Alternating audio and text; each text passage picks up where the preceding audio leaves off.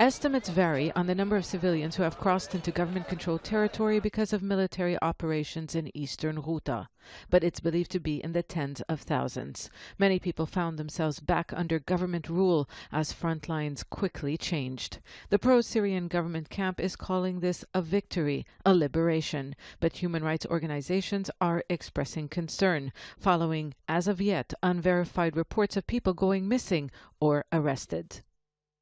No one needs to be reminded about the violations that we have seen in places of detention by government forces, from torture, ill treatment, sexual violence, and even executions. In order to ensure the security of these people that are fleeing from Eastern Ghouta, we do need to have independent monitors on the ground.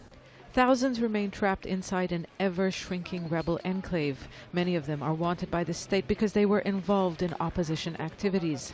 Medics, civil defense volunteers are particularly vulnerable. So are media activists, who the government accuses of being terrorists. A reporter working for the Syrian opposition Orient TV is missing.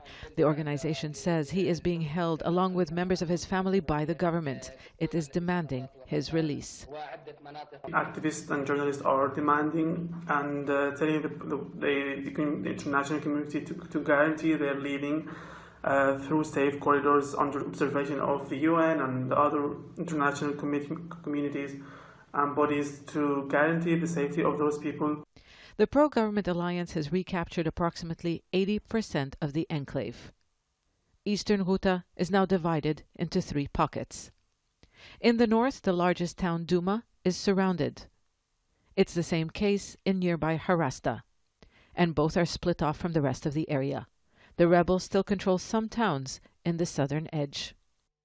Each rebel faction controls a different pocket. Ahrar al-Shem controls Harasta, Jaish al-Islam controls the north, and Faylaq al-Rahman controls the southern towns. The 3 rebel factions are involved in separate negotiations with the Russian military. They are insisting that the negotiations do not involve an evacuation of civilians and rebels, but it is clear that anything short of a surrender will be a non-starter for the pro-government alliance.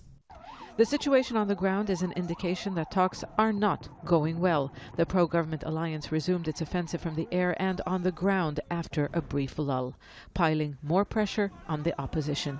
Since the military campaign began just over a month ago, the Russian military and the Syrian government have made clear that agreeing to leave to go to other rebel-held areas is the only option the opposition has if the military assault is to end. Zeina, Khodr, Al Jazeera, Beirut.